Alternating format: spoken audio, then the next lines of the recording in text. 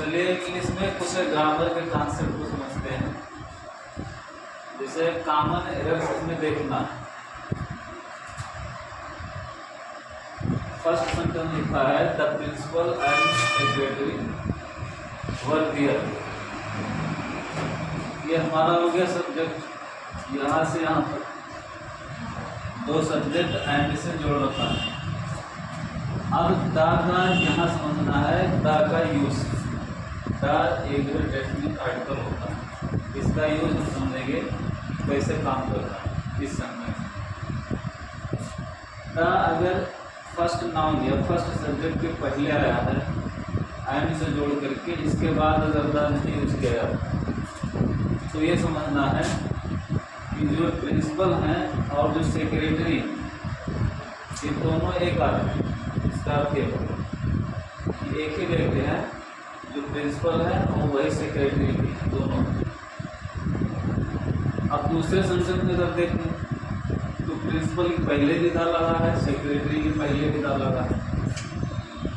तो दा अगर दो नाउन सब्जेक्ट बन रहा है और एंड से जोड़ करके दोनों नाउन में अगर दा यूज किया गया तो इसका मतलब हो जाएगा कि अलग अलग व्यक्ति हैं, एक नहीं है।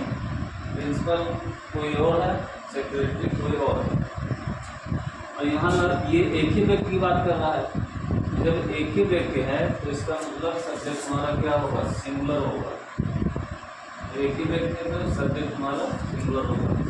जब सिंगुलर सब्जेक्ट बन रहा है तो यह इसके साथ में हम वर्ब का यूज नहीं करेंगे।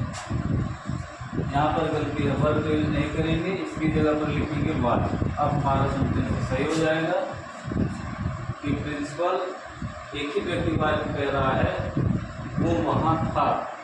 The principal and secretary was here, वहाँ थे।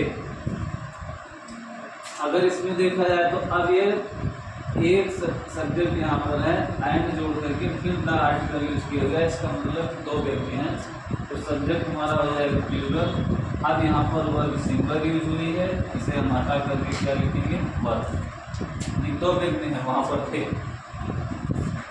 ये गलत है।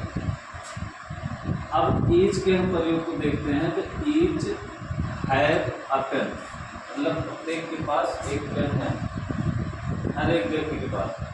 जब एक एक व्यक्ति के पास कह रहा है, पास रखने के सेंस में पोसेशन अधिकार है, अधिकार बता रहा है, तो हैव यहाँ पर नहीं होना चाहिए, as a subject each use किया गया है तो हैव नहीं होना चाहिए, इसके जगह पर होगा है।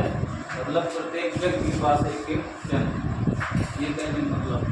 अब बी ईच, हम में से सब, मतलब हम में से प्रत्येक, हैज अ पेन, मतलब सब एक एक पेन लिए। इसका मतलब यहाँ पर प्लूरल सब्जेक्ट हमारा बन रहा है, वैसे भी यूज किया गया, सबके पास एक एक पेन। तो यहाँ पर ये गलत हो जाएगा, इसकी जगह पर रहेगा है। मतलब B each have a pen. अब यहाँ अगर देखें हम ब्रेड एंड बटर, तो ये होता है कि जैसे एक डिश बनाया जाए, भोजन, भाई भोजन की बात कर रहा है, ब्रेड एंड बटर। जिसे कहा जाए चावल दाल, चावल दाल मतलब एक व्यंजन बन गया हमारा। ऐसे कहते हैं पूड़ी सब्जी। तो इसे ब्रेड एंड बटर ये मिल करके एक व्यंजन बन रहा है, एक डिश का नाम यहाँ पर कहा जा रहा है, इसलिए यहाँ पर आर न होकर के रहेगा ई। तो bread and butter is my favourite breakfast.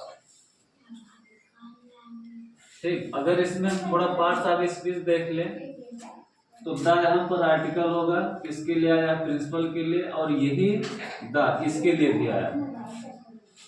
एक नाउन है, एक कंजंक्शन है, सबऑर्डिनेट कंजंक्शन, और इसके बाद ये नाउन है, फिर वर्ब है, फिर एडवर्ब, मतलब वो कहाँ थे, वहाँ थे। यहाँ पर वही बात है, नाउन सब्जेक्ट बन रहा है, ये भी तुम्हारा सब्जेक्ट पूरा होगा इतना। इसके बाद वर्ब और एडवर्ब। ये तुम्हारा प्रोनाउन है भी, ईच भी प्रोनाउन है, ये भी नाउन है, एज ए ऑब्जेक्ट काम कर रहा है। ये दो नाउन मिलकर के एक डिश का काम कर रहे हैं, मतलब एक समूहवाचक बता रहे हैं। जिसे कहा जाता है कढ़ी और चावल। ऐसे ब्रेकफास्ट इज यहाँ पर होगी। चलिए फिर आगे फिर देखते हैं नेक्स्ट डे में।